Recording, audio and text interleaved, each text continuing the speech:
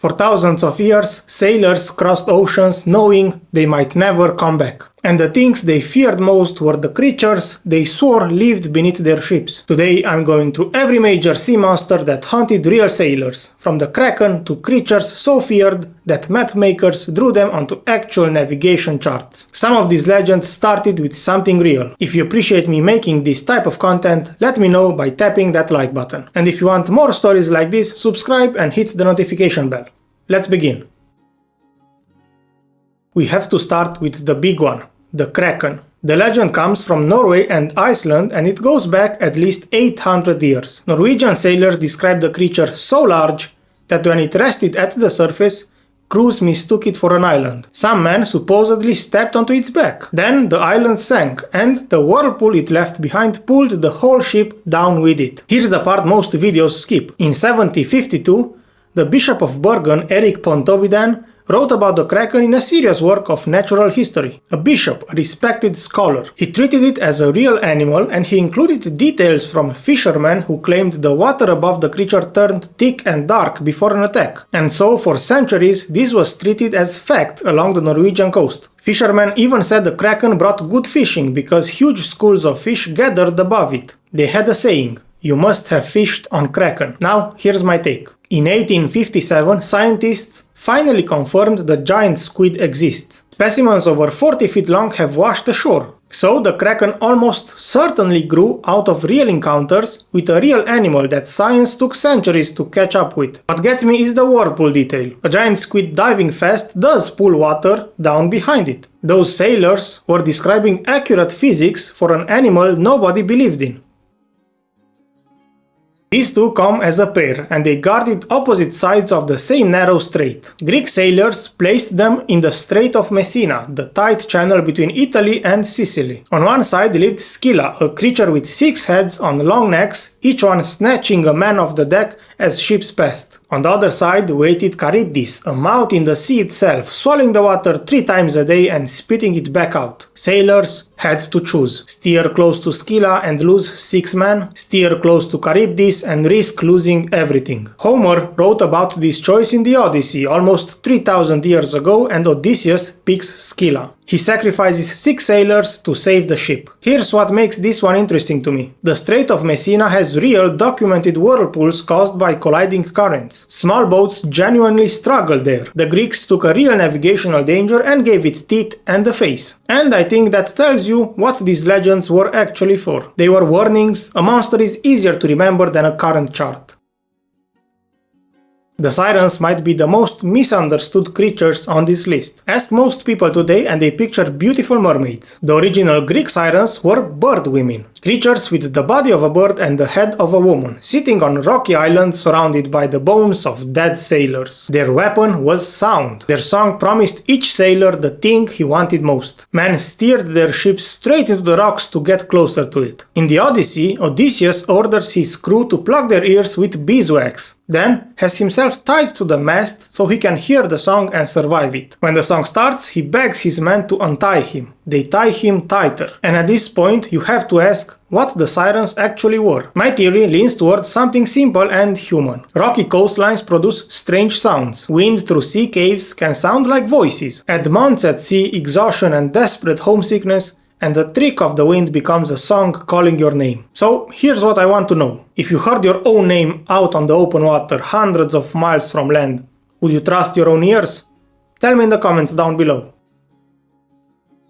CETUS is the monster the Greeks sent when they wanted to punish an entire kingdom. In the myth, Queen Cassiopeia bragged that her daughter Andromeda was more beautiful than the sea nymphs. Poseidon answered by sending CETUS, a massive sea beast, to destroy the coast of her kingdom. The only way to stop it was to chain Andromeda to a rock as a sacrifice. The hero Perseus killed the creature and saved her. That's the myth. But CETUS mattered beyond the story. Greek and Roman artists drew it on pottery and mosaics for centuries, usually as a huge serpent with a dog-like head. Sailors carried that image in their minds. Any large shape breaking the surface became CETUS. And here's the detail I love. The Greek word ketos eventually gave us the scientific word cetacean. Whales, dolphins, all of them. The monster literally became the science. So every time a marine biologist says cetacean, they're naming these animals after a beast that terrified ancient sailors. This is the island that eats ships, and it's the reason old maps look the way they do. The ASPIDOCHELONE appears in texts going back nearly 2000 years. It was described as a sea turtle or whale so enormous that sand settled on its back and plants grew there. Sailors would land on it, light a cooking fire, and the heat would wake the creature. It would dive, dragging the ship and every man down with it. Medieval writers loved this one. It appeared in bestiaries across Europe, and the story was told as a moral lesson about trusting things that seem safe. But sailors treated it as a practical danger. And in 1539, the Swedish mapmaker Olaus Magnus published the Carta Marina, one of the most detailed maps of the northern seas ever made at that time. It's covered in sea monsters, massive serpents, ship-crushing beasts, creatures attacking vessels off the coast of Norway. These drawings marked real zones of fear. Think about that for a second. Map makers put monsters on official navigation documents. That's how deep this fear went. Let's pause the list because I want to talk about why every single seafaring culture on Earth invented these creatures. Put yourself on a wooden ship in the year 1600. You're 4 months into a voyage. You sleep 4 hours at a time. You're malnourished, probably sick, and you haven't seen land in weeks. The ocean around you is completely unexplored below the surface. Nobody on Earth knows what lives down there. Then something huge surfaces 50 meters from your ship at dusk. You see it for 3 seconds. Your brain fills in the rest. And your brain has been fed stories about krakens and serpents since childhood. Modern psychology has a name for this: pareidolia, the mind's habit of turning vague shapes into familiar ones. Add sleep deprivation and fear, and every whale, every mass of floating seaweed, every strange wave becomes a monster. But here's my honest position on all of this. Dismissing every account as hallucination goes too far in the other direction. The Kraken turned out to be real. The giant squid existed the entire time, and science laughed at sailors for centuries before catching up. So when I read these old accounts, I ask one question: which of these stories is the next giant squid? Keep that question in mind for the rest of this list. If you're enjoying this video, clicking the like button genuinely helps the channel more than you think. Back to the monsters. The Leviathan is the oldest creature on this list, and it comes with the heaviest reputation. It appears in the Hebrew Bible described in the book of Job in remarkable detail. Armored scales packed so tight that air can't pass between them. Smoke from its nostrils, a wake that glows white behind it. The text spans 34 verses describing this one animal, longer than any other creature description in the entire Bible. For ancient sailors in the Mediterranean, Leviathan represented the sea itself, untamable, ancient, and waiting. Jewish, Christian, and later Islamic traditions all carried versions of it. Some medieval sailors believed the Leviathan circled the world's oceans and that its final surfacing would signal the end of days. Here's my take. Read that job description slowly and parts of it sound like a sperm whale. The glowing wake is real too. Disturbed plankton produce bioluminescence, and large animals moving at night leave shining trails in the water. Ancient people saw glowing paths cutting through a black sea. I understand completely why they wrote 34 verses about it.